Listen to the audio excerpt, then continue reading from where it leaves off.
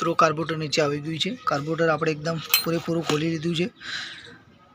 હવે ટેકનિશિયન ભાઈઓ આપણે ખાસ આમાં એક વસ્તુ વિચારશું કે આમાં કાર્બોરેટરનો પ્રોબ્લેમ નથી બિલકુલ, એ વસ્તુ મગજમાંથી કાઢી નાખો।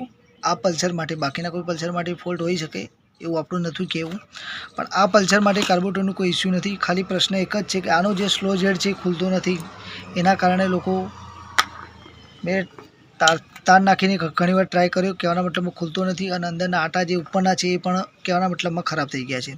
તો આપણે આને ખોલવાની પદ્ધતિ એક તો સૌથી પહેલાં જાણી લઈએ કે આ એક ટેસ્ટર આ રીતે લઈ લેવાનું અને એના પછી ઠોકી થોડું પ્રેસ કરવાનું રહેશે, ઠોકી અને આ રીતે ખોલી દેશું, બરાબર છે। એના પછી જે આ સ્લો જેડ છે એ બહાર નીકળી જશે।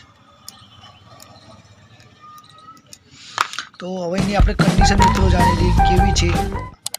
તો મિત્રો આમાં કચરો છે એના કારણે જ આ વસ્તુ થાય છે, બાકી કોઈ ઇસ્યુ નથી। સ્ટાર્ટિંગ ટેબલ કોઈ પણ નથી, આના કારણે સ્ટાર્ટિંગ ટેબલ થાય છે। ચોકમાં જ ચાલુ રહે છે, ચોક બંધ કરો એટલે બાઇક બંધ થઈ જાય છે। તો મિત્રો ખાસ સ્લો જેડ કમ્પલસરી સર્વિસ કરવાની જરૂર છે, બાકી કોઈ ઇસ્યુ નથી। આની કન્ડિશન જુઓ, એકદમ કહેવાના મતલબમાં તૂટી ગયો છે એક બાજુથી,